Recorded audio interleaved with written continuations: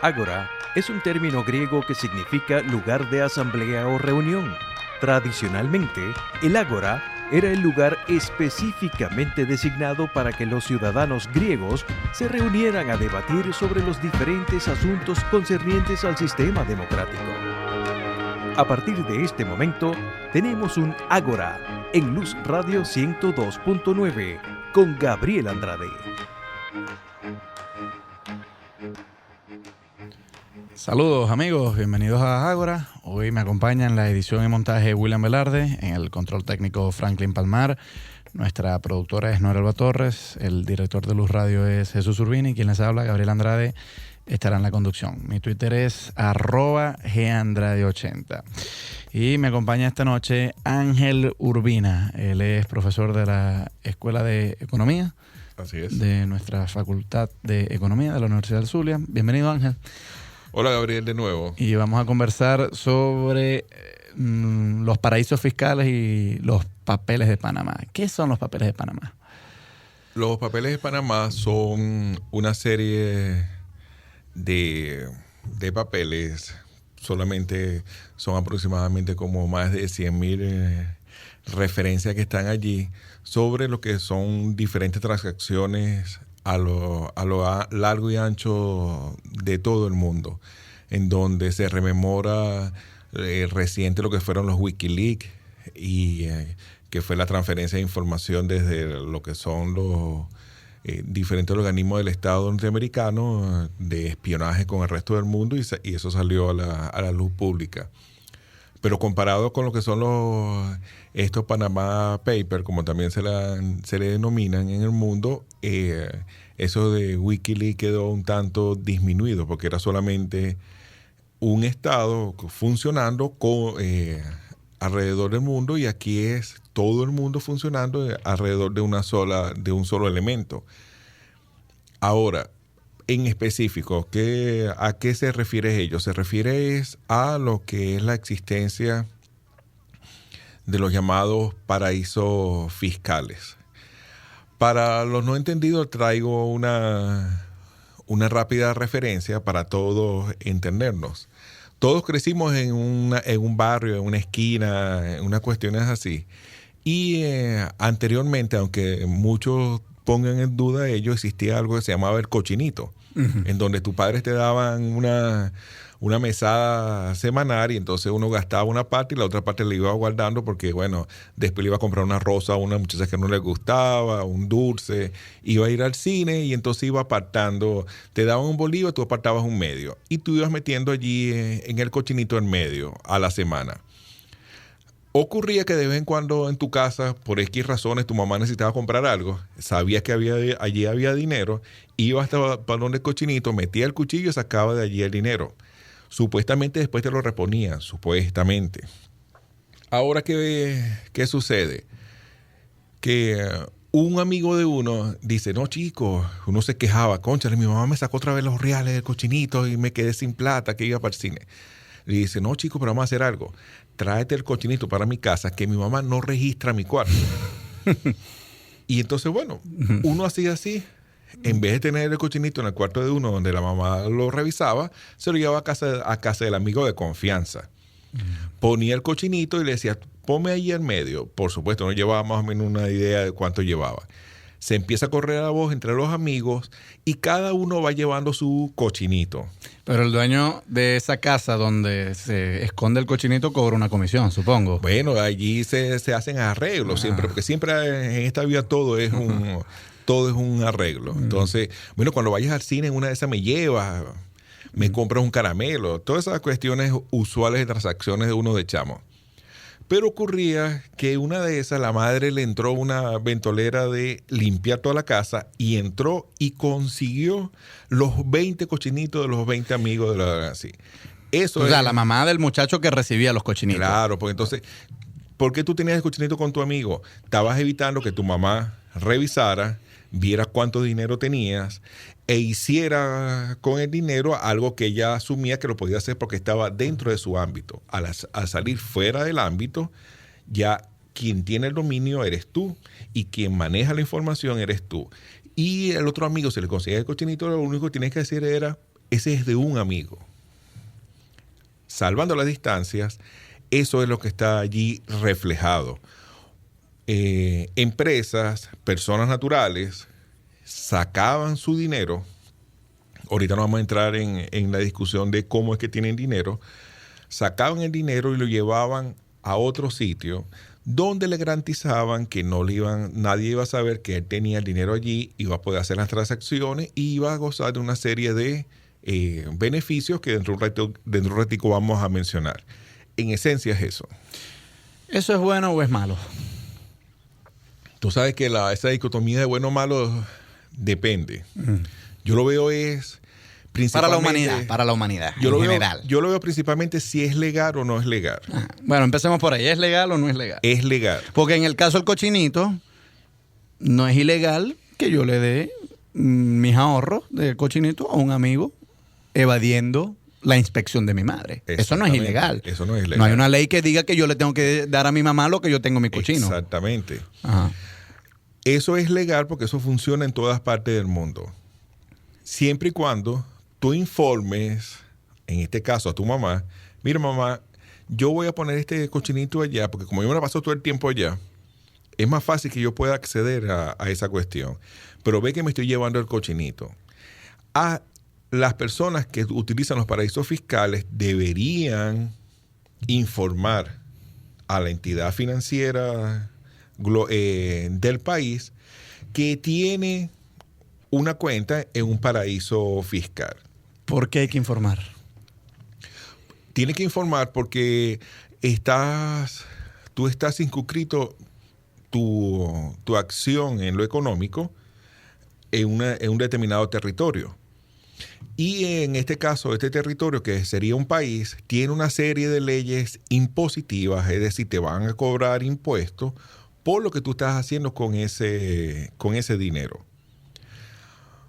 Alguien podrá decir, ese dinero es mío, yo no te tengo que estar informando. Perfecto, sí, pero es que ese dinero es tuyo es porque viene consecuencia de una actividad que está enmarcada dentro de toda una serie de condiciones que el gobierno, el Estado, el gobierno y el Estado son dos cosas diferentes.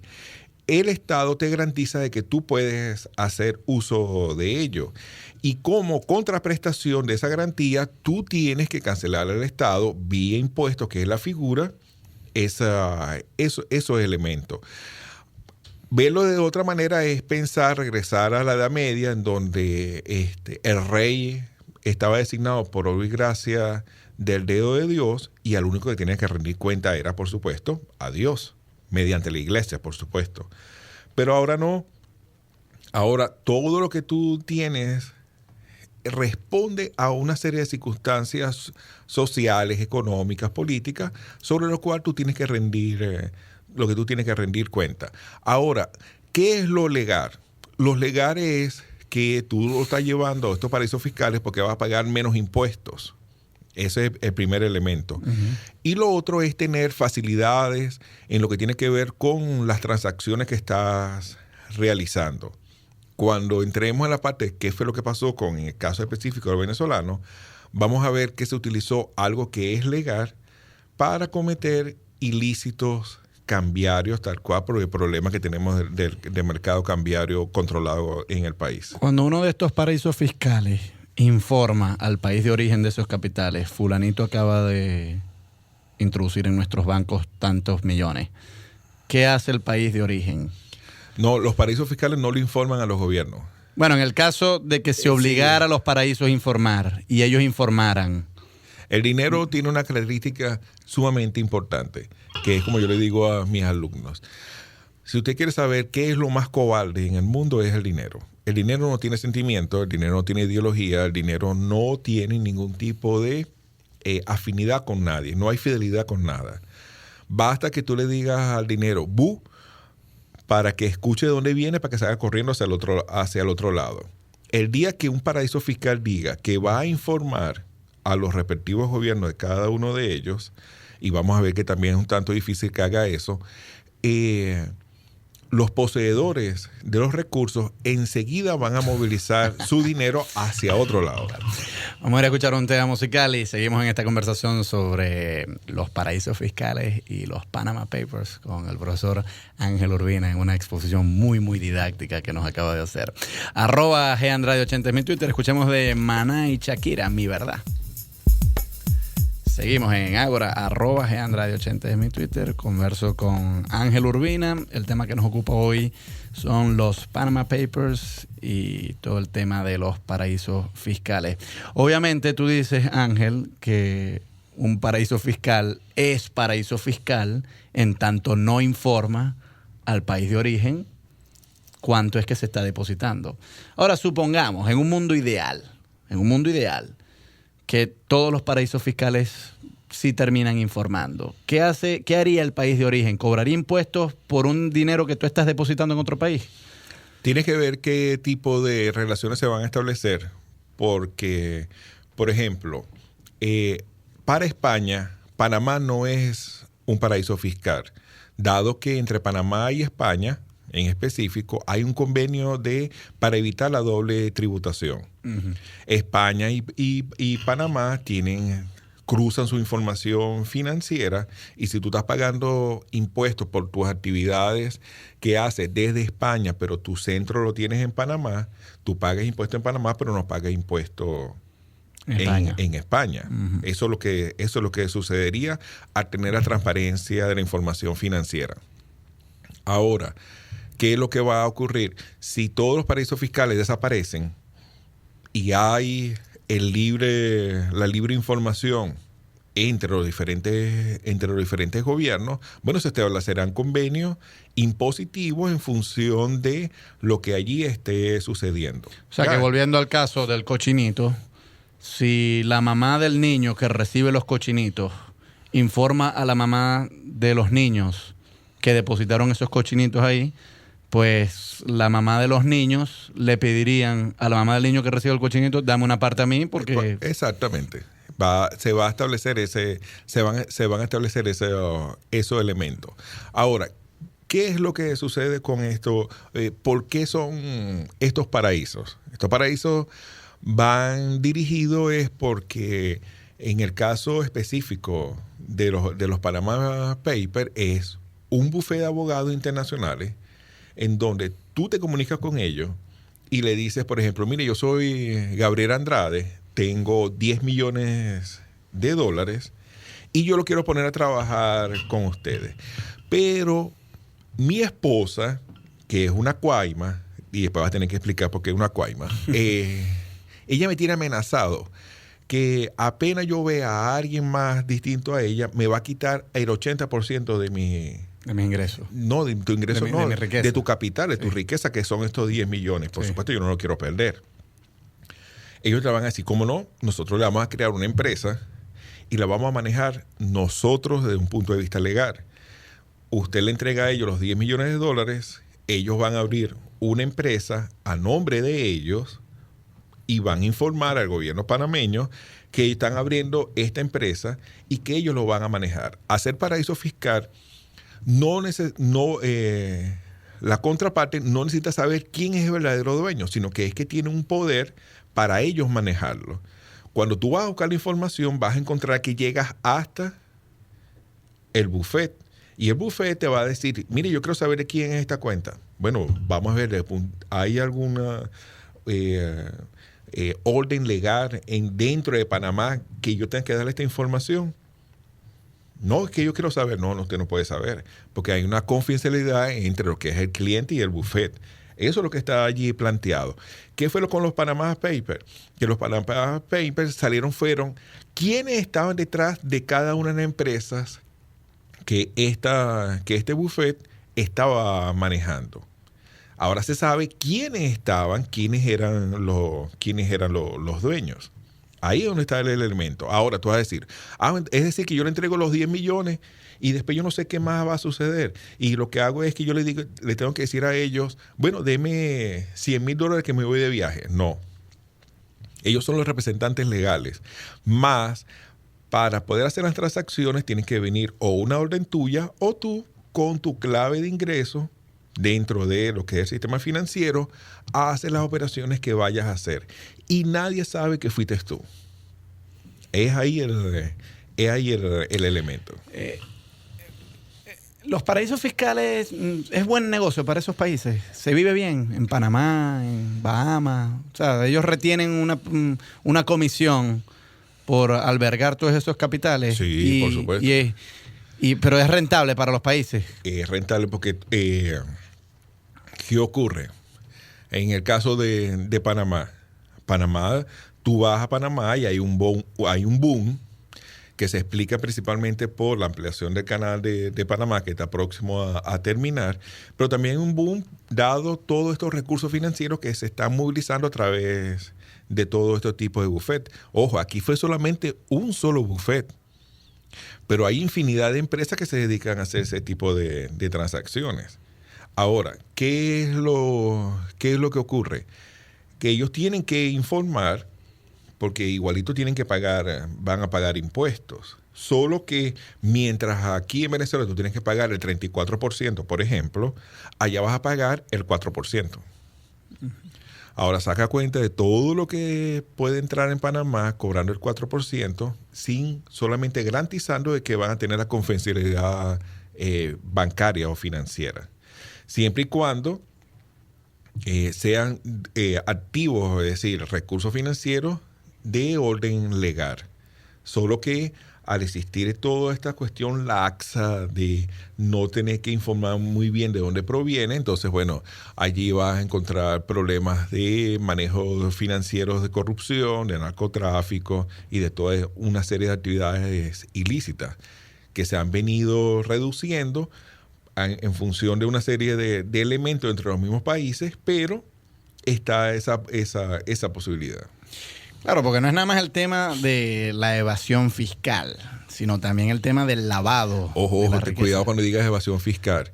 Tú no cometes evasión fiscal si tú le dices, bueno, claro, te llevas tus $10 millones declarando. Tú le dices al gobierno venezolano, a la entidad financiera, mire, yo me voy a llevar estos $10 millones. Pero en los Panama Papers sí hay una parte que es evasión fiscal, porque hay un dinero depositado sin haber informado a los países de origen. Pero lo que quiero llegar es que no es nada más ese tema de depositar dinero en otros países para legal o ilegalmente no pagar impuestos en los países de origen, sino también que muchos de esos dineros son mal habidos, narcotráfico, mafias, etcétera. Y entonces, claro, estos países lo reciben. Yo cuando he ido a abrir una cuenta en bancos venezolanos, se supone que hay una cierta investigación para ver de dónde viene ese dinero, porque si viene de narcotráfico, el banco está en la obligación de informar al gobierno que se está depositando un dinero que un poco misterioso, que no se sabe de dónde viene. Es que igualito, tú hables con estas empresas y tú les dices, el origen del dinero, de mis actividades económicas. Y tú, en cierta medida, tú tienes que demostrar, porque si tú vas entras a través de la página web de la universidad y pides tu constancia de trabajo, en tu constancia de trabajo dice profesor Gabriel Andrade de la Facultad de Humanidades y gana. Además, no lo vas a decir aquí porque voy a pasar vergüenza de la miseria que gano. Tú sabes que nosotros somos los únicos empleados en toda Venezuela que todo el mundo sabe cuánto gana, cuándo nos pagan. Sí, y no hay secreto bancario entre nosotros. Pero te dice, devenga tanto y entonces, deposito vamos a suponer, superior. Tú tienes un ingreso estimado anual de 600,000 bolívares y la persona le va a decir, bueno, ¿cuánto va a depositar? No, yo voy a depositar 600 millones de bolívares. Caramba, no me cuadra mucho. Claro. No, entonces tú le vas a decir, no, es que la diferencia de los 540,000 millones viene porque yo tengo una tía en Polonia que se acaba de morir y aquí está, mire, tengo mi arte de función y aquí dice esto. Bueno, perfecto, lo recibimos y eso sirve de respaldo. De resto, no necesariamente estas empresas tienen que informar, sino que es que confían en la buena fe del depositante o del cliente. Es más fácil abrir una cuenta en un paraíso fiscal que abrir una cuenta de ahorro en el Banco de Venezuela, por ejemplo, o en Banesco, para mencionar uno público o uno privado. @GAndrade80 es mi Twitter y escuchemos de Alejandro Sanz un tema que se llama Enséñame tus manos. Seguimos en Ágora, @GAndrade80 es mi Twitter. Converso con Ángel Urbina a propósito de los Panama Papers y los paraísos fiscales. Entremos ya en materia de los Panama Papers. Ángel, ¿cómo queda Venezuela ahí? ¿Qué nombres venezolanos han salido ahí? Hay una gran decepción en gente de la oposición, porque se esperaba que algunos personajes del gobierno, que hay mucho rumor de que son corruptos, como Diosdado Cabello, por supuesto, el que está en el tope de esa lista, había una expectativa de que tarde o temprano el nombre de Diosdado Cabello saldría. Sí, porque obviamente si este hombre está robando, como dicen que está robando, obviamente ese dinero lo tiene que ocultar en algún lugar. Y qué más lugares que estos paraísos fiscales cuyos registros están en los Panama Papers. Pero no sale por ninguna parte. Bueno, es que hay decepción de lado y lado. Ajá. También la gente del oficialismo esperaba que salieran grandes nombres de lo que recuerda los grandes cacaos en Caracas, que viene desde la colonia, para mostrar, fíjense que aquí se están llevando entonces, dinero y tal. De lado y lado mostraron ciertas excepciones. Lo que sí llama la atención es que el MINSI dio toda una serie de directrices en donde, para que no se tomara en cuenta o que esa cuestión de los Panama Papers forma parte de esa guerra económica que se menciona, y que si aparecía a alguien relacionado con el gobierno era una cuestión inducida. Ellos lo tomaron como medida preventiva, pues. Sí. Sin embargo, sí salieron algunos nombres, pero también ocurre es que, volviendo al ejemplo tuyo, que tienes $10 millones, tu esposa te tiene amenazado, entonces tú le dices, ve, Ángel, tú no tienes idea de lo cuaima que es ella. Entonces vamos a hacer algo, como tú eres mi alto pana, tú eres mi hermano de vida, que sí, tú que sos el otro, yo te voy a colocar a ti como el dueño de los $10 millones, porque si por alguna casualidad se forma un lío, van a llegar hasta ti. Y tú vas a decir, no, pero ese dinero es mío. Por supuesto, allí, desde un punto de vista legal, se hacen toda una serie de transacciones privadas que no tienen por qué salir a menos que se vaya a un juicio, y esa cuestión es sumamente, primero, costosa y difícil de demostrar, en donde tú me cedas esos 10 millones y yo te pongo de contraparte en otro sitio, es lo que se llama un back-to-back. El equivalente, porque yo también tengo esposa, también es cuaima. Entonces, ahora tiene 10 millones, ahora sí me divorcio de ti porque ya está feo, viejo, gordo, etcétera, cualquier cosa. Entonces tú vas a decir, no, esos 10 millones respaldan un préstamo que tengo en otra parte, y quien es el garante de ese, o el beneficiario de ese préstamo, eres tú. Entonces, todo eso está allí. Testaferros, entonces. Sí, claro, existen los testaferros. ¿Y es posible que Diosdado tenga testaferros en Panamá? Bueno, posiblemente. Lo que pasa es que nosotros estamos aquí elucubrando en función de lo que dice la gente. Fíjate que dice que una zapatería famosa, RS21, por ahí, ¿cómo? Es de él. Sí, entonces, sí, bueno, no vamos a caer en esos rumores aquí. Pero ¿cómo se podría probar el testaferrato? O sea, supongamos que Diosdado, mera suposición. Ojo, con esto quiero ser muy responsable, mera suposición. Supongamos que Diosdado sí tiene testaferros. Y supongamos que uno de esos testaferros sí tiene capitales en paraísos fiscales y aparecen los Panama Papers, pero no aparece el nombre de Diosdado, sino el nombre del testaferro. ¿Cómo haría yo para probar en una corte que ese testaferro, o que esa persona es testaferro de Diosdado? Bueno, vamos a utilizar algo que es el más relevante caso, que es el caso del chofer y de la enfermera que atendieron a Chávez y que era guardaespaldas, etcétera, etcétera. Cuando yo leí la cantidad de dinero que esta persona estaba manejando, yo le dije a mi esposa, mira, vamos para conseguirte un título de enfermera, y de chofer, que se vería muy bien vestida de blanco. Cuando escuché esto me va a matar, por supuesto. Y yo, mira, yo sé manejar, caramba.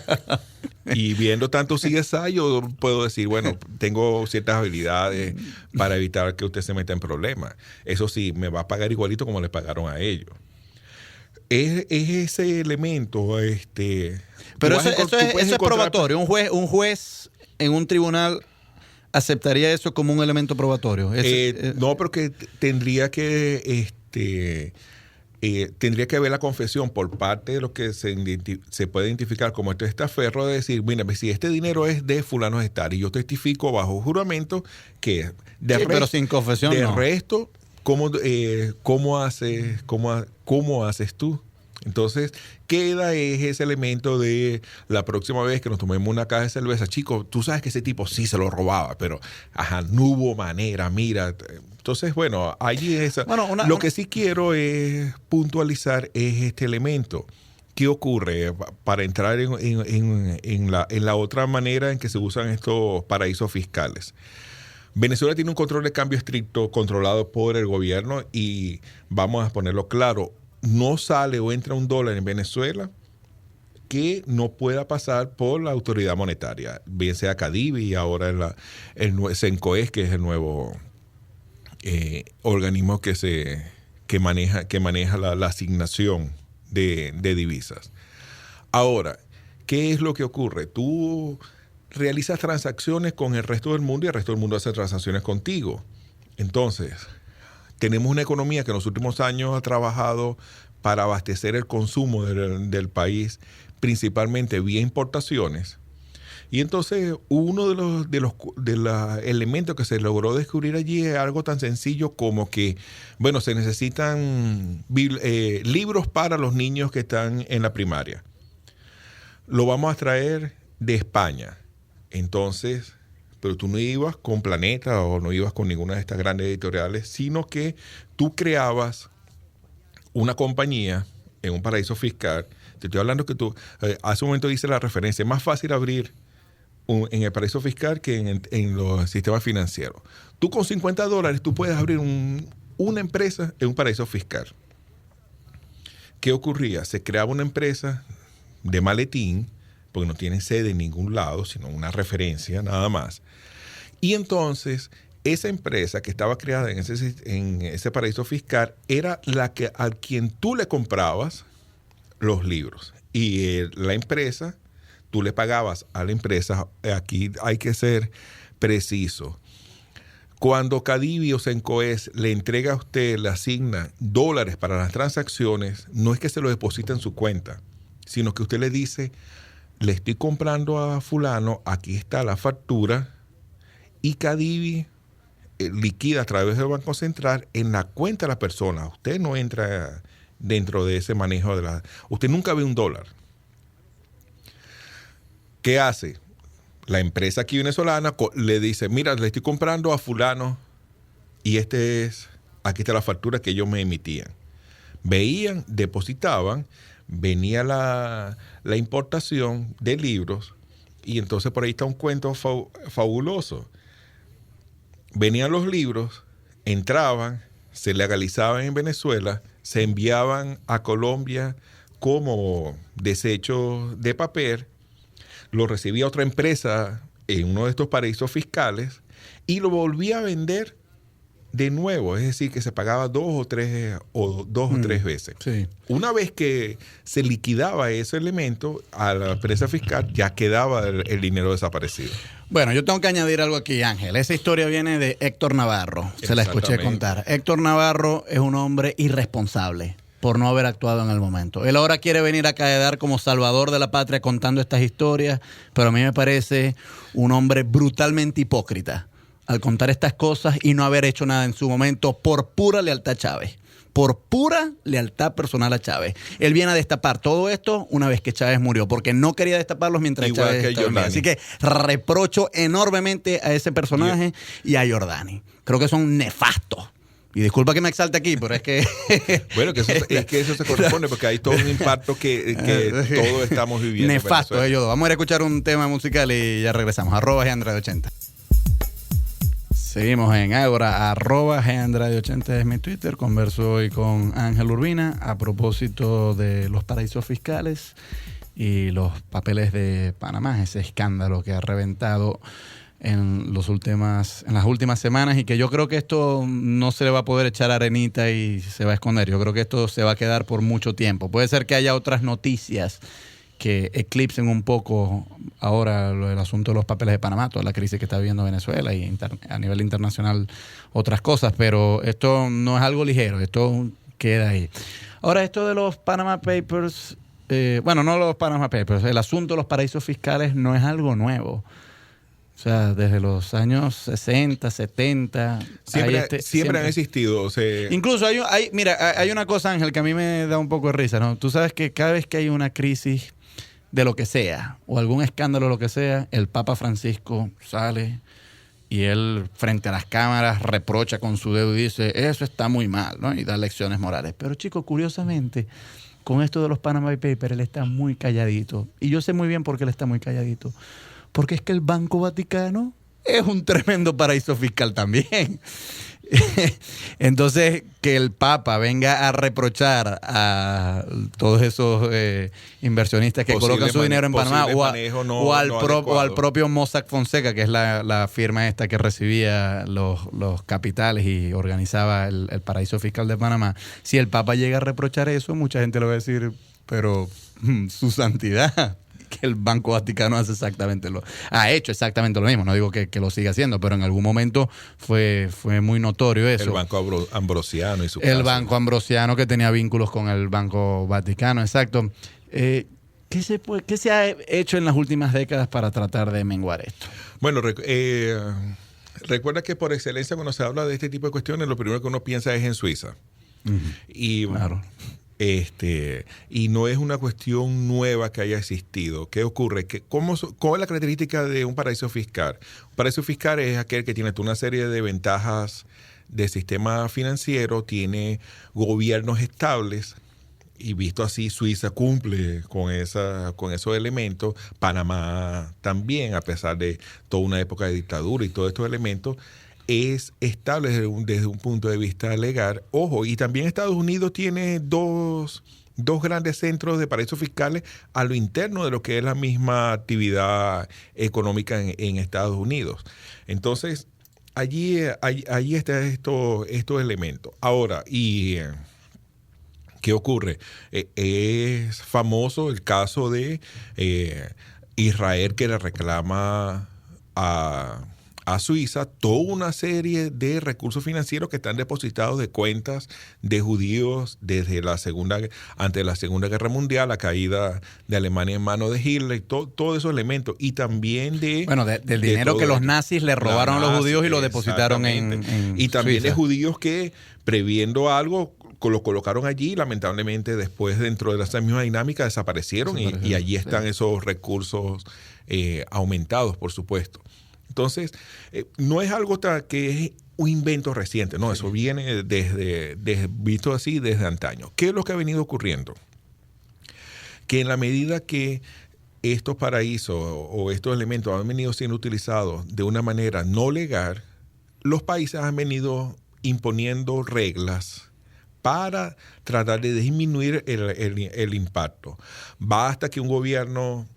y por eso es que en el caso de Venezuela se haría interesante. Basta que un gobierno sospeche que, en el caso de Suiza o Panamá, uno de sus conciudadanos haya cometido algún acto ilícito, él puede oficiar y decir, mire, nosotros tenemos serios elementos para considerarle que hay recursos financieros mal habidos por narcotráfico, por corrupción, etcétera. Y ustedes evasión también. Y ustedes no van a responder. Y se han creado toda una serie de mecanismos de control sobre ello. Pero obviamente no se cumple.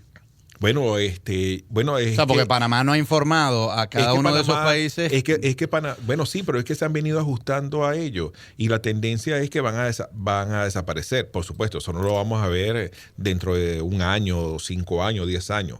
Pero se va a tender hacia ello.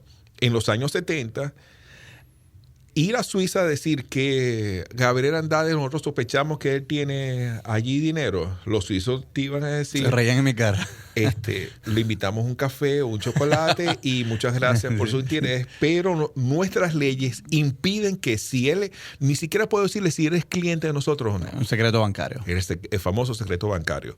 Pero dado lo que después se ha venido descubriendo, bueno, mira, yo quiero seguir preservando mi integridad...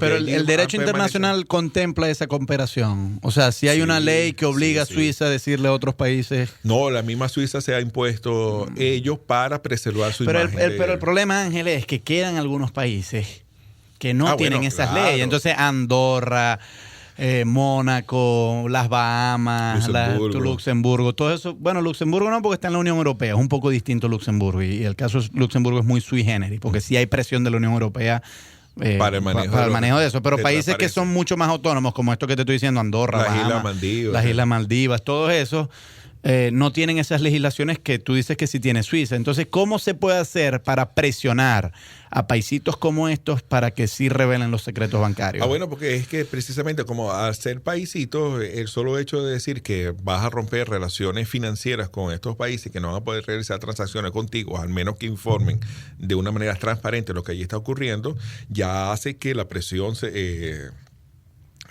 haga importante. Además, todo pero eso ¿por qué eso no ha sido exitoso?